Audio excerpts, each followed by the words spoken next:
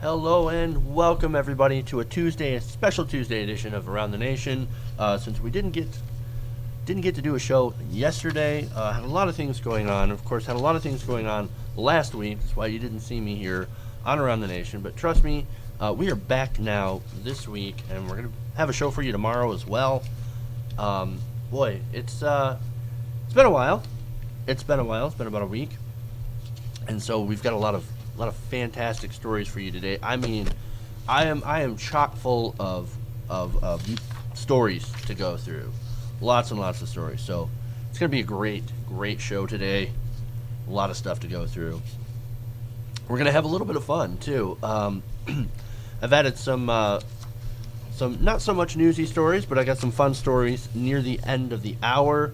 That should be. I think they're a lot of fun. So. We're going to have a good time here on Around the Nation.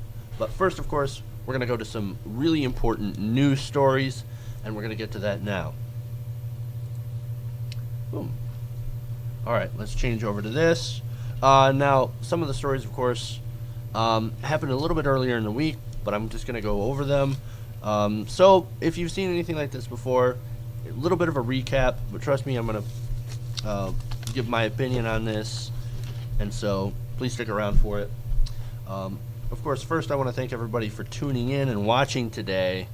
I really appreciate it. Really appreciate all the support. So, with that said, let's get going to our first story.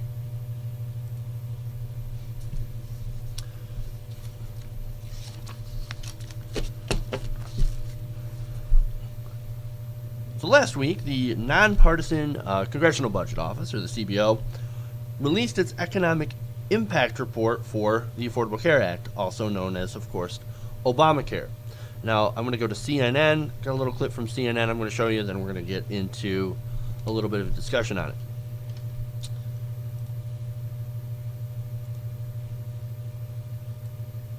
A new report by the Nonpartisan Congressional Budget Office estimating Obamacare will cause Americans to leave the workforce. The report says that will cause a reduction of the labor force equal to more than 2 million workers in 2017, 2.5 million by 2020. Okay, so 2024 actually is 2.5 million workers. Well, wow, so 2.5 million fewer people will be employed because of Obamacare, because of the Affordable Care Act. Now that sounds bad, right?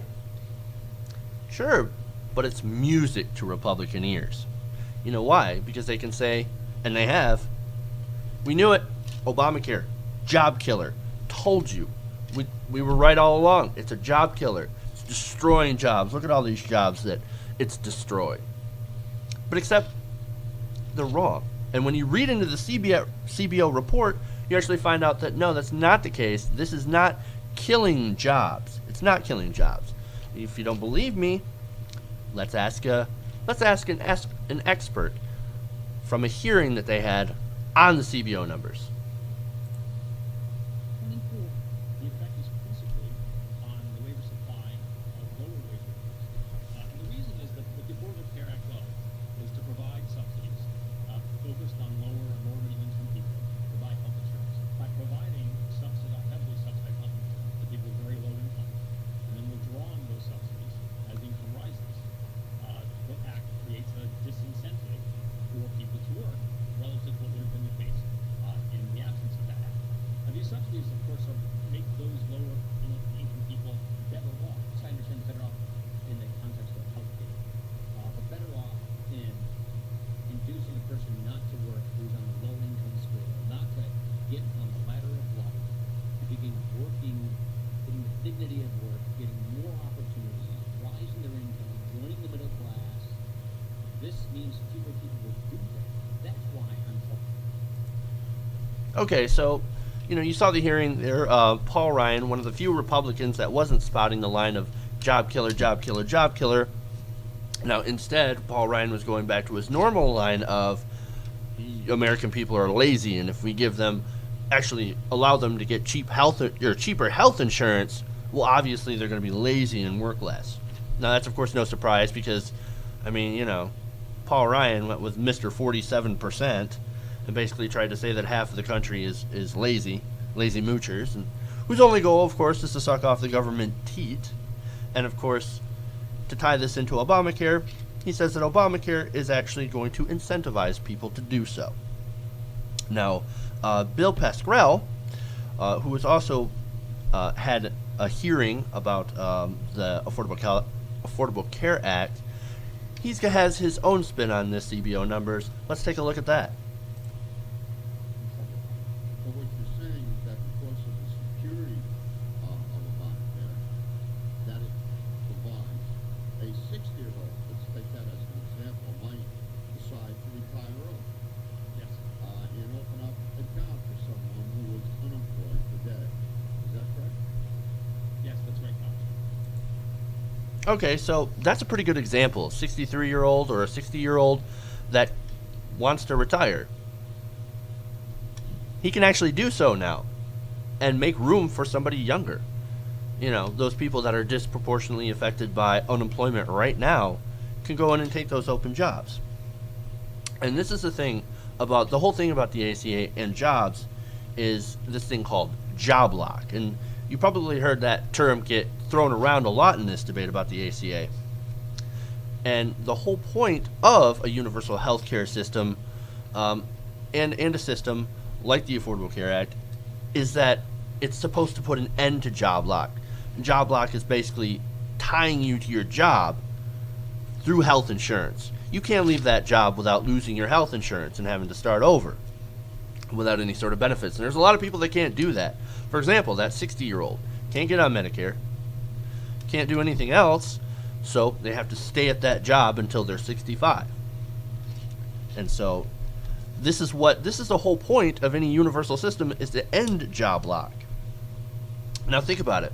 Think about how many people actually could be entrepreneurs but don't create their own businesses because they're in job lock. They don't have any healthcare options from being self-employed. I know, I'm self-employed. I can't afford insurance on my own.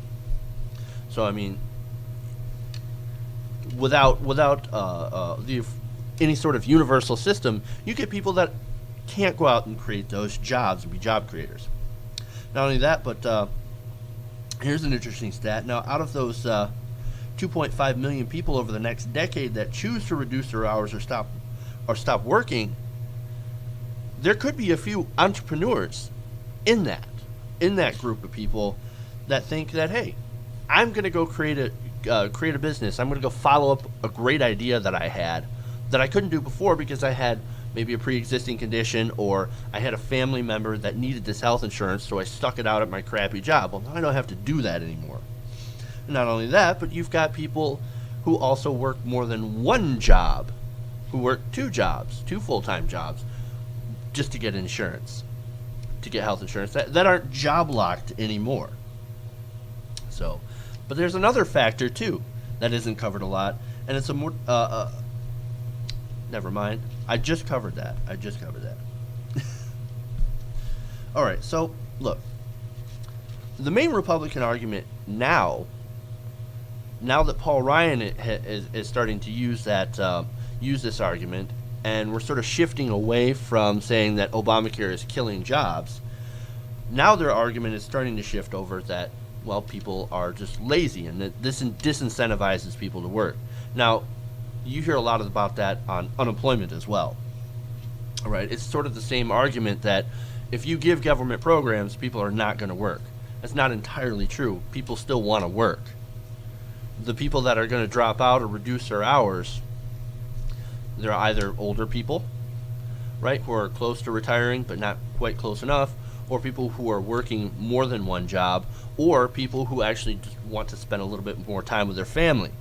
Now, the conservatives should love this because this finally gives people the choice to be able to do those things, or to drop out and create their own businesses without being job locked. Conservatives should be all over this choice, but they're not, and that's kind of strange. But look, if you want to make that argument that it disincentivizes people, we can have that, and that's fine. But that's an ideological argument. I do, however, want to give Paul Ryan just a little bit of credit here for actually being honest and not using that familiar talking point of it's killing jobs, Remember, these people are dropping out of the workforce by choice. And I think that's really, really important. And I think it's also important that he's actually telling us how he really feels about Americans. That if there's the option, Americans are going to be lazy, which I think is just patently untrue. Speaking of course, people saying how they really feel, that brings us to our next segment, and that is Senator Roy Blunt.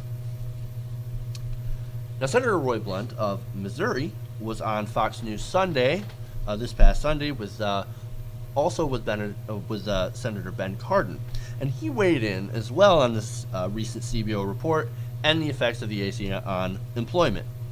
I got another clip from that I'm going to show you.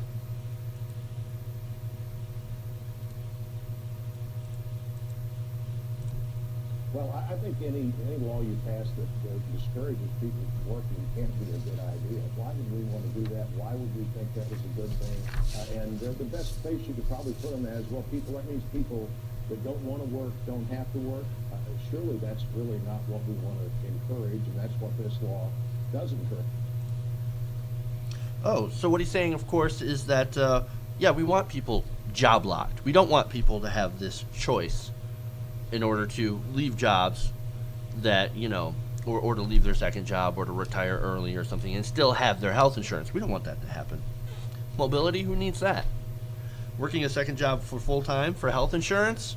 Well, that's what being an American is all about. That's the American dream.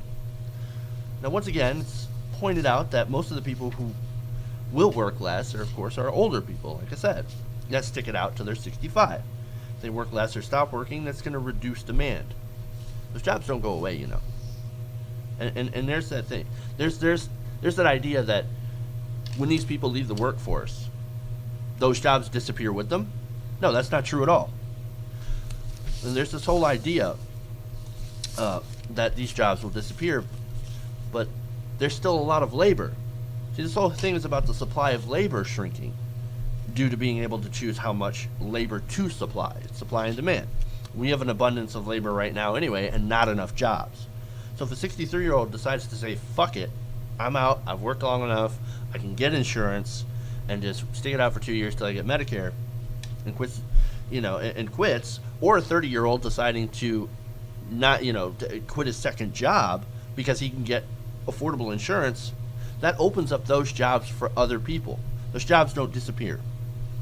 But when it comes down to this whole thing, is that this is an ideological argument on both sides. Democrats want people to have the choice to work less if they choose and still be able to retain health insurance. Republicans don't want people to have that choice if it means that other people pay for it.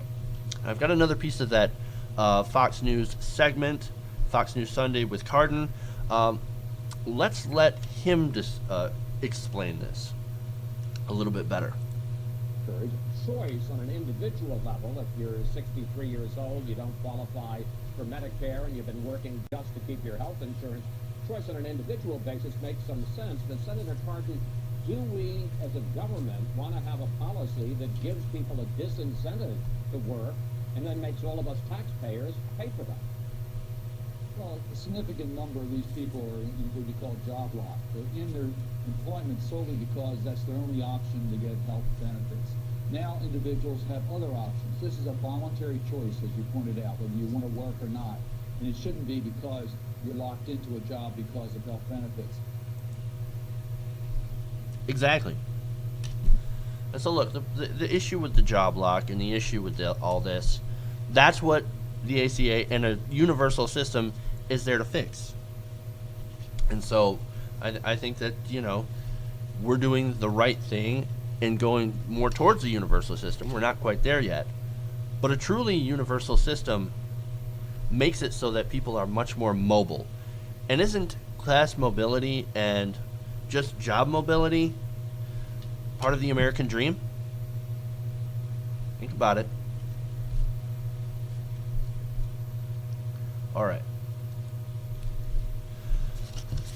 We'll get one more story here in this segment, then we're going to take a quick break. I just want to give you a little bit of an update here on West Virginia. West Virginia. Now, the residents of West Virginia that were impacted by the leak of MCHM into the Elk River have yet another problem to deal with. Now, according to a recent article in Think Progress in the West Virginia Citizens Action Group, people have actually been receiving incredibly high water bills due to having to flush their water because of that leak. Now, 10,000 gallons of crude MCHM that was mixed in with other chemicals leaked into that river, and because of that, the local government, advised people to flush out their water systems. Understandable. That makes sense, right? Now, that means, of course, that they had to run the water. The instructions for flushing their system was to run the water for about 25 minutes. Now, that equals up to about 500 gallons. Okay, for that 25 minutes, that's 500 gallons per customer.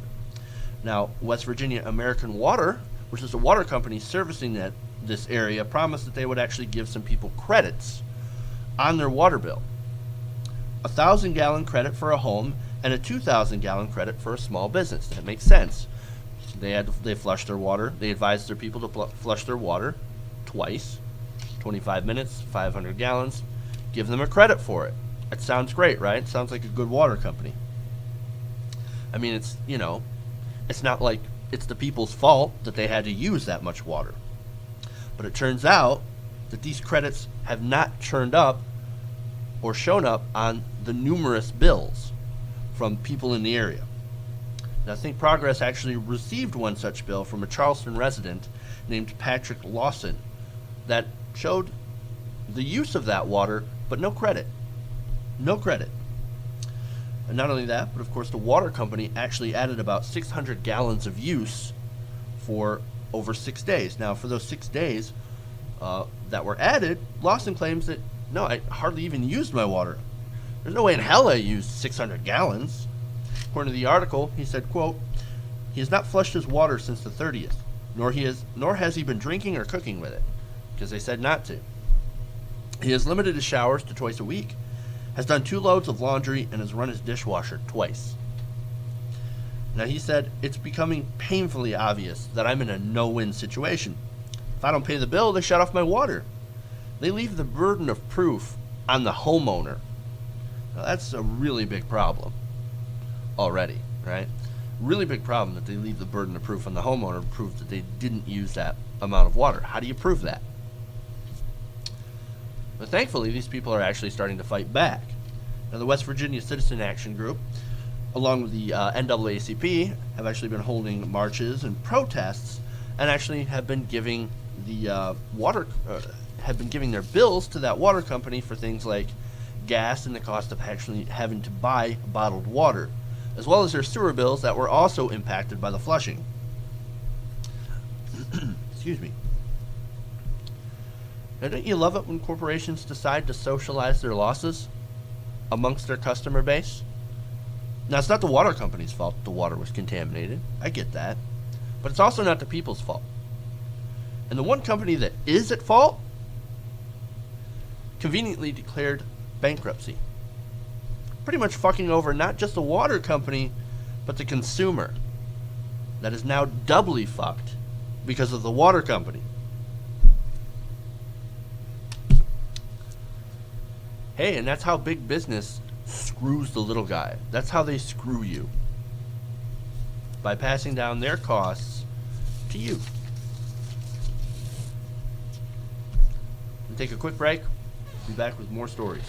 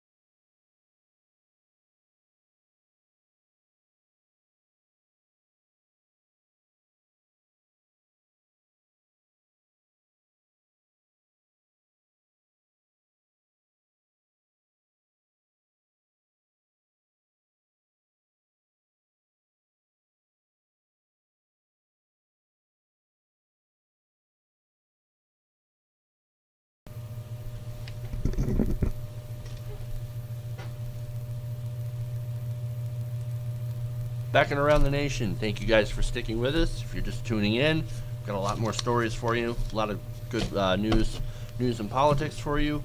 But before we get into that, we've actually got some a little bit lighter news, a little bit more pop. I don't know if pop culture-y or something like that, but you'll see.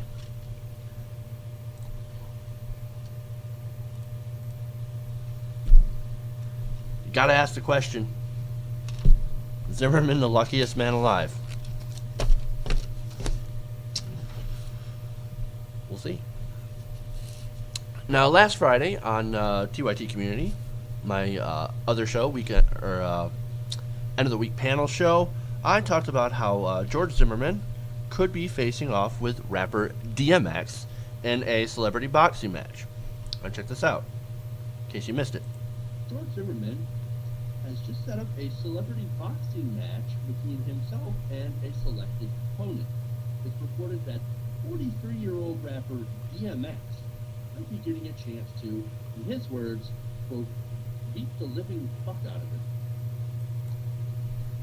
Okay, so turns out that Saturday night, facing all sorts of outrage, fight promoter Damon Feldman decided to cancel the fight via Twitter. He wrote, quote, "The George Zimmerman fight is canceled. I'm sorry for anyone I hurt with this, but this was a big opportunity. Thank you." Not only that, but the Twitter account that he had used was also reported to have been deleted afterwards. Huh.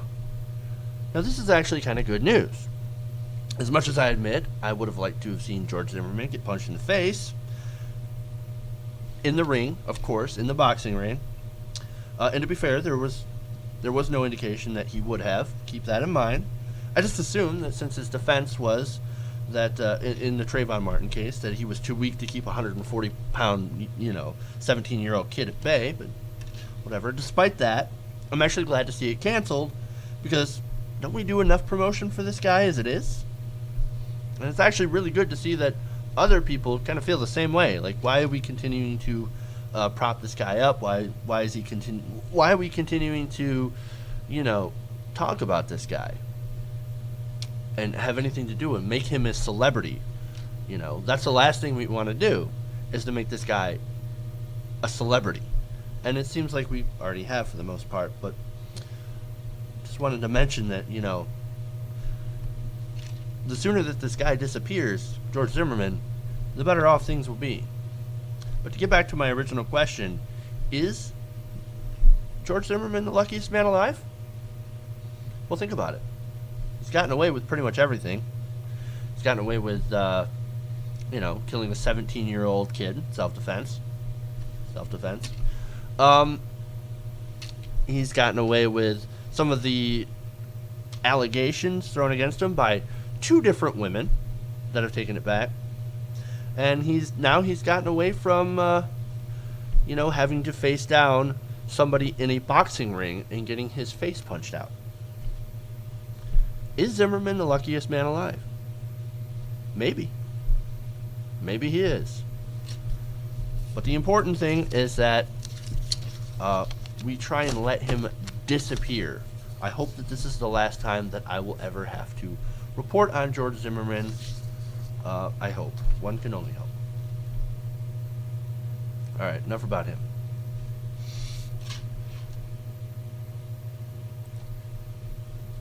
A little bit better story.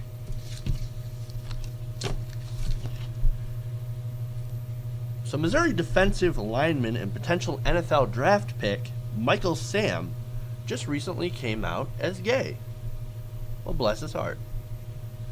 Now, Sam is, of course, a first-team All-American, Missouri MVP, and the Southeastern Conference's Defensive Player of the Year. Now, this guy's sounds like he's got a pretty bright future ahead of him. I mean, look at all that. MVPs and, Player of the Year. That's great. Now, he told the New York Times that his reason for coming out was because that, quote, "I just want to make sure I could tell my story the way I want to tell it. I just want to own my truth." Now, the NFL is actually standing behind Michael Sam by saying that, quote, "We admire Michael Sam's honesty and courage. Michael is a football player. Any player with ability and determination can succeed in the NFL. We look forward to welcoming and supporting Michael Sam in 2014. Now, one would actually think that coming out is a pretty scary thing, right? The NFL isn't exactly the easiest thing to do, but I actually love it that Sam had said, well, compared to what I've been through, it's not really a big deal. Telling people I'm gay is not a big deal. I like that attitude. What he means by that is that he's actually had a pretty rough life. One of his brothers was actually shot and killed, and he's got 2 other brothers in jail. Now, of that family life, he said, I could have been dead. I didn't want to follow the path of my brothers. I love that. Now, my stance, of course, on people coming out is like, well, okay, mostly that's cool. When are we not going to make a big deal about coming out? Because it's perfectly fine. It should be normal. I don't care what you do in your bedroom. But I do love the point that he made about his family, and I think that struck me the most. Because here's this guy, this athlete that actually made it through some pretty incredible challenges to get where he's at, to become the best at what he's doing. MVP, Player of the Year, and soon to be NFL draft pick. And he's out, and he's proud, and he's like, hey, full disclosure, I've been through worse, and I got through it, and I decided to make something of myself. Who doesn't love that? I think that's a good lesson to take. A good lesson to take.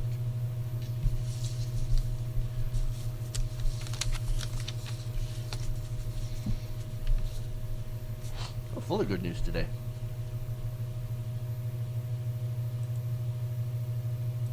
All right. A little bit of science news for anybody who's a little bit of a science geek. I am. It's kind of a really interesting story. Now, Australian astronomers have literally found the oldest star in the known universe.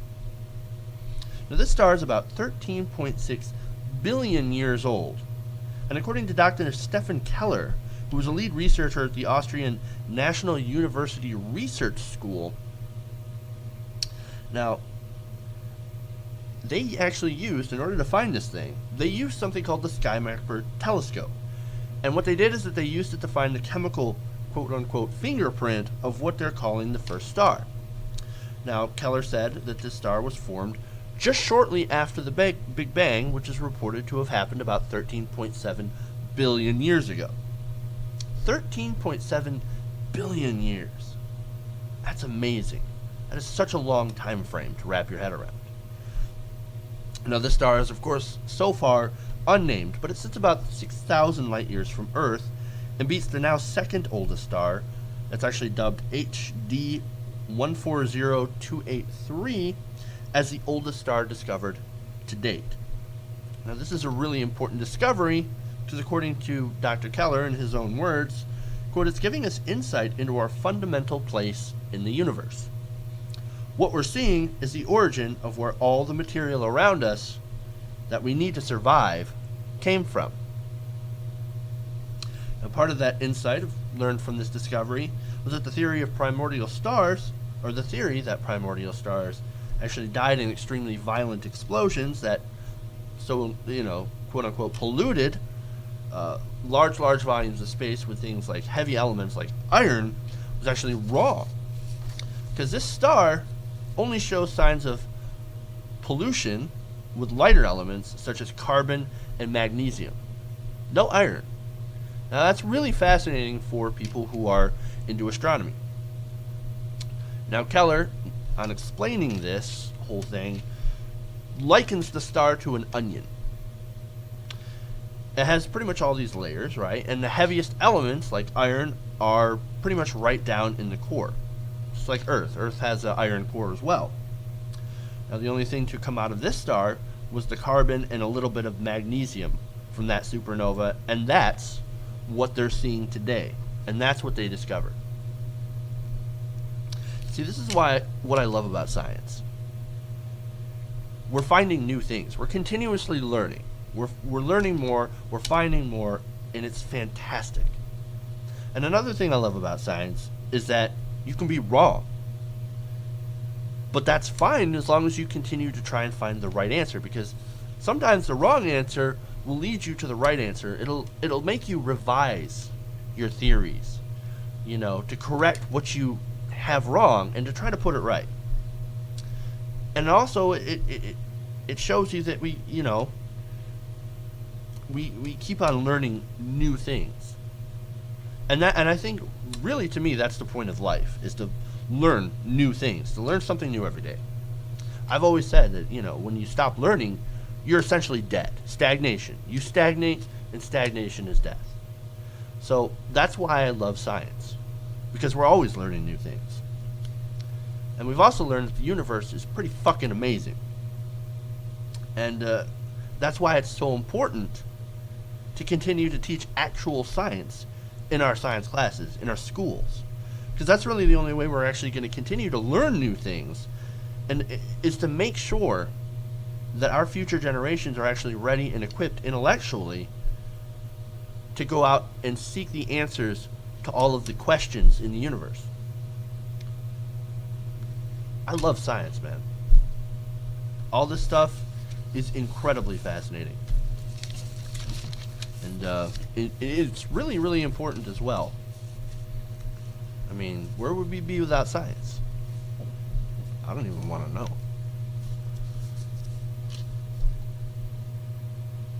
Alright, moving on.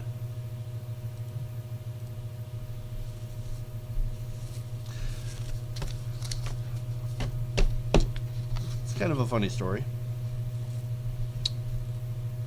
Everybody knows that it's a tough job market out there these days.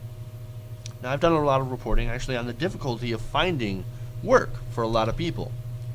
And, of course, the effects of unemployment on, say, a person's mental state.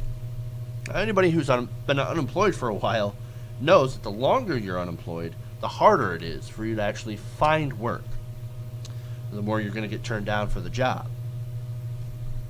Now, being turned down for a job, it sucks. And can be really, really frustrating. I'm sure a lot of people probably have had thoughts about sending nasty things or doing nasty things to the places that do turn you down. But most often, they're just thoughts. Most people don't actually follow through with this stuff. That is unless, of course, you're 58-year-old St. Louis resident, Javon Brown. Now, according to the Associated Press, Brown, who was fed up with being rejected by places while he was looking for work, decided to let his former prospective employers know how he really felt. How? By sending them boxes of cat poop. Nothing says I'm bored and frustrated like sending out boxes of cat shit. Now, I understand where he's coming from. And like I said, it's a tough, tough economy out there. And constantly being rejected, it does take its emotional toll. It's even worse when you look at people Javon's age, over 55. Now, those people who are over 55, they face a lot of employment discrimination, hiring discrimination. But nonetheless, discrimination or not, I wouldn't exactly go this route, the cat shit route. You sort of take the losses, pick up, and you move on. But I understand the frustration. Now, Javon Brown did plead guilty to mailing, quote, injurious articles. Interesting. He received 2 years of probation because he had never had a prior arrest record. Normally a stand-up guy. He just, once again, the mental state of somebody who's been unemployed for a long time, unemployment messes with your head. Not having a job messes with your head. Constant rejection, it messes with your head. So I understand completely. And I'm not even really sure that he deserves probation, to be honest with you. But, look, I'm just happy there wasn't jail time. And so was he. Brown had actually apologized in court and basically said that, hey, I've been frustrated, and maybe that was the wrong way to go, and I shouldn't have done that. And he, of course, agreed with the sentence. Oh, yeah, probation? Yeah, cool. I can handle probation. Probation's good. Now, there is actually good news to the story. This story actually ends well, is that Brown was actually able to find a job. He is now gainfully employed again, and that is a good end to a shitty story. Alright, I'll be back, taking a quick break here. We'll be back. I got a few more stories. I got about 3 more stories to go through. We're going to have a little bit of fun in Oklahoma next, so stick with me. Around the Nation.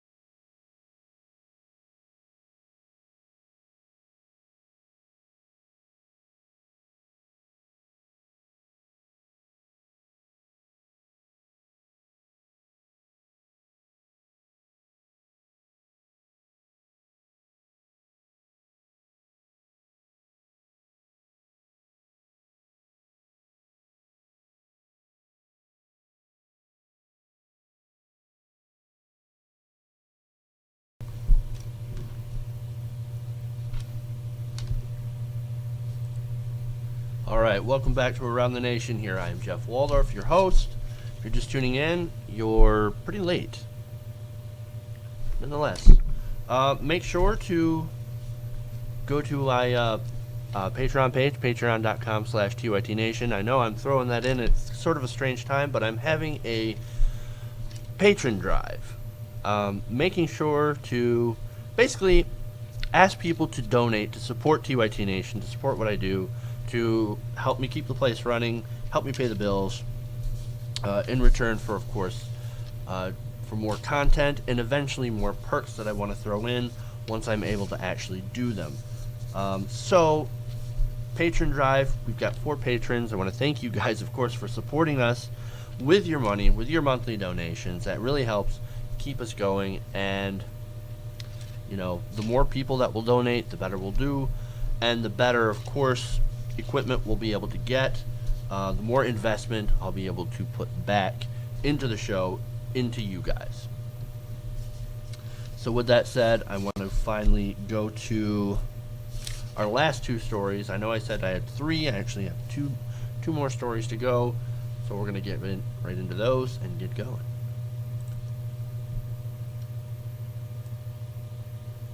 I've just been blowing through these stories all today.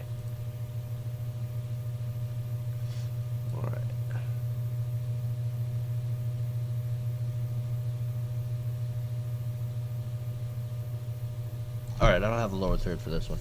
Or, I don't have a sidebar for this one. I thought I did, but I didn't. So Gary James, owner of Gary's Chicaros, got quite a bit of heat when he publicly declared that he would not serve, quote, freaks, faggots, the disabled, or people on welfare. Oh, this sounds like a classy guy. Now, his restaurant's official t-shirt even threatens violence against Muslims, Democrats, and minorities. To which I have to ask, I wonder when this guy is going to start running for office on the Republican ticket. He'd be right home in the current GOP Tea Party. Anyway, in response to this, the LGBT community decided that they wanted to do a little bit of promotion to Gary's down-home values via Yelp and Facebook. I'm going to show you a few examples of some of the lovely promotions that they put on his Yelp and Facebook page. These are great.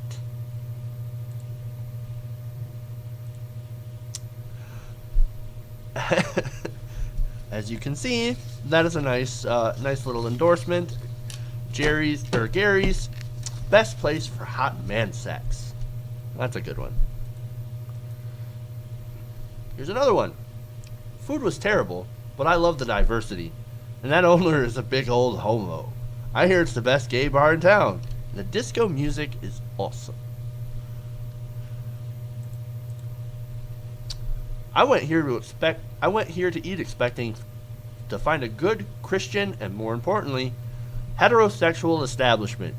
Instead, I found it to be filled to the brim with queerosexuals.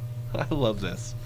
The gays were everywhere, eating their gay hamburgers, drinking their gay Coca-Colas. I'm pretty sure I've now caught the gay. Oh, I love the sarcasm in that one. And this one. If you enjoyed a long hunk of man meat with your well-done cow meat, the Chicaro Club is the place for you. Now, of course, not all of these are funny. There's actually some that are very serious. Now, this review says appalling, bigoted, discriminatory behavior is regularly displayed at this establishment. The owner, Gary James, refuses to serve wheelchair-bound persons, black people, Hispanics, mixed-race couples, gay people, people who wear hats, people who ask for Budweiser, liberals, men with longish hair, people wearing clothes he doesn't approve of with facial piercings, on and on ad nauseum. If you pass first inspection, don't think you've got it made. If he doesn't approve of an overheard conversation, if he decides that you are too effeminate, if your politics don't agree with his, if you don't like the way your steak is cooked, if you cheer for the wrong team, Mr. James will charge you more for your meal. Wow. And this guy is probably a good conservative, right? Small government. Probably thinks Obama spends too much. Here's another good review that I've got coming. And that's from another reviewer from Yelp. I quit frequenting this place a long time ago. The food was mediocre at best, and the atmosphere was along the lines of a college frat party. I can get a far better steak at Western Sizzlin'. That sounds kind of good. And I kind of like knowing what the cost of my meal is beforehand, and the price won't change while I'm eating it. Guess I'm just picky that way. More importantly, I prefer my meals to be smoke and hate-free. The owner, Gary James, is an outspoken, loudly so, bigot. His business is privately owned, so yeah, he can refuse to service certain people, unless those people are protected by federal law. Last night, Gary refused to allow my buddy in the door because he was in a wheelchair. Said he would make people uncomfortable. Seriously? Guess some people never change. Like I said, some of these are quite hilarious and some of them are pretty serious. Now this guy, unfortunately, can, at least as far as I know, legally serve whoever he wants, or, in his case, refuse to serve whoever he wants. In Oklahoma, among other states, discrimination, at least against gay people, is perfectly fine, perfectly legit, perfectly legal. That doesn't mean Gary is protected against the court of public opinion. And based on the public outrage, the court of public opinion finds him guilty. Guilty of being a bigoted, hateful douche. That doesn't mean that backwards people won't go to support this guy. Hell, I'm sure there's probably going to be a Chicaro's or Gary's Chicaro's Appreciation Day, like we saw with Chick-fil-A. Or something. Either way, you're going to see supporters on both sides. Detractors on the other, supporters on one side. But the important thing to note is that people like this Gary are actually in the minority. They're incredibly loud, but they are going away. Mostly from dying from old age, but still. I mean, keep it real. The average age of a Fox News viewer is like 68. Tick tock, tick tock.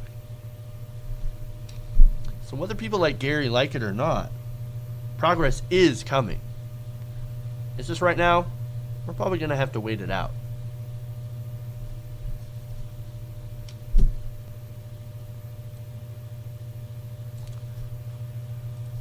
All right. Wow, that went really, really fast. Really fast. Last story for you guys tonight, and it's about another rich person getting his feelings hurt. So in another case of a billionaire getting his feelings hurt, Sam Zell was talking to Bloomberg about how those damn poor people keep picking on him because they're envious. They're envious of the rich. Now he told Bloomberg, quote, "The problem is that the world and this country should not talk about envy of the 1%. It should talk about emulating the 1% because we work harder. Emulating the 1%. Hey, you lazy poor people, get off your ass and you can be like me and bankrupt your own company while paying executives bonuses of $57 million to my friends. I did it. So can you." Now, what am I talking about? Well, in 2008, Zell, who actually had the largest share of a company called the Tribune, handpicked a winning team of people like Randy Michaels. Now, Randy Michaels, who became eventually the CEO, allegedly tried to give a waitress a $100 tip in order to see her tits. I'm not kidding. That's what they allege. He also helped rack up about $13 billion in company debt, which is debt. Their debt outweighed their assets. And not only that, but he helped lose some jobs and got into some rather scandalous allegations from former female employees. What kind of allegations? Well, one of them alleges that women working for Michaels were able to sleep their way to the top. Have sex with a certain executive, you'll get a promotion. You don't, well, sorry, you're going to stay in the mailroom. Wow. What a business model to emulate. So let me get this straight. You want poor people to stop bitching and instead buy up a bunch of businesses, hire a, quote, collection of carnival workers who are only looking after their friends. That's according to former employee Steve Cochran, and then drive it into bankruptcy. Remember, this company, the Tribune, they are bankrupt. They're going through bankruptcy right now. Not exactly the model of success. This is the issue here, okay? It's not that poor people envy the rich. Some do, I'm sure. But I don't think it's most of them. No, the issue is that right now, people are struggling. And the income divide is as wide as it's ever been between the rich and the poor. And it's because we see people up there getting, basically driving their businesses into the ground. Killing jobs, killing their jobs, stealing their 401ks, while escaping with their fortunes intact on giant golden parachutes. Now remember Bain Capital? Bain Capital that would buy out companies for cheap, load them up with debt, and then just let them go by making loans. They would make huge profits off these loans, and then just let the company self-destruct to go down with its debt, and then there go the jobs. No liability. Look, it's these kind of special rules and breaks that, and it's also the fact that they can buy off our congressmen to give them those breaks. That's what people are angry about. And to top it off, it's also because they blame poor people for the nation's problems. And then, when somebody actually calls them out on it, they get all offended and tell you to stop demonizing the poor. Stop envying us, stop demonizing us and stop envying us because we're rich. You should worship us. We're the job creators. You have to love us, or else we're not going to bestow the gift of jobs upon you. I have the wealth. Why don't you respect me? I'm better than you. That's the kind of attitude that a lot of these people, and I'm not saying all rich people, but a lot of these rich people have. I'm better than you because I have wealth. There are numerous studies that show that when you are wealthy, you actually feel like you're superior, and that you have a bigger sense of entitlement. Entitlement to special treatment. Entitlement to pretty much anything that you want. The entitlement goes up as your wealth goes up. Studies confirm that. Psychological studies. And this is what people like Zell feel. And so they sit there and complain. You're demonizing us. You're not giving us the proper respect that we deserve, that we've earned by the virtue of us being wealthy. It's not envy. It's not envy. Look, maybe if those same wealthy people who are complaining about being demonized by the poor quit trying to burn all the bridges and actually empathize with other Americans. Actually show some respect to other people and understanding. And just quit calling them lazy, parasite moochers. Maybe if they were to stop doing that, then maybe Americans will actually stop being pissed at the rich for all the stuff that they're doing. Maybe. Alright. Ending on a kind of a angry note, but hey, whatever. That's the way we roll. I want to thank you guys, of course, for watching this live stream, for watching the show around the nation. Thank you again. Make sure to check us out on Facebook, where we post all the clips, facebook.com/TYT Nation. Follow me on Twitter @JeffsPolitics. Make sure to subscribe to TYT Nation. We just hit 9,000 subscribers yesterday. Very excited about that. We're definitely going to push to 10,000 and beyond. We want to get more of those subscribers, so subscribe, like and share this video. Share with your friends. Get them to subscribe if you like the stuff that you're seeing here today. And remember, we've got basically 4 shows a week. Normally Monday and Wednesday for here and around the nation, and then TYT Community Thursday and Friday. So we've got a lot of activity, a lot of stuff going on. So, you won't be disappointed, the level of content. And of course, the way that TYT Nation works is that you can send in your own content as well. So if you're interested in doing that, go to our upload page, upload.theyoungturks.com. Send in your videos, whether or not it's a reply to any of my videos. It can be. It can be almost anything that you would like. So, send in your videos and make sure to watch our videos and subscribe. And as I mentioned earlier, we do have a Patreon campaign in order to get funding for the show, for the channel, so that I can continue to do this full time without having to worry about how I'm going to eat tomorrow. So please help us out, donate to that campaign, become a monthly patron, and eventually I'll have some perks lined up for you once we get enough income. I look forward to being able to set up the kind of perks that I'm going to give you guys for donating. For right now, all I can do is say thank you, thank you, thank you for being a patron. Thank you for supporting independent media. Thank you for supporting, the thing that I'm trying to do here is to spread awareness and social justice. So I do appreciate that. All right. So with that all said, we're going to see you tomorrow here around the nation, 5 p.m. Eastern, and of course 9 p.m. on TYT Community. We've got Ron Placone scheduled. That's going to be a lot of fun. So make sure to tune in Thursday night, TYT Community, and of course Friday night, TYT Community as well, hosted by Rhiannon Avenue. So it should be a lot of fun. Thank you again for joining us around the nation. We'll see you tomorrow.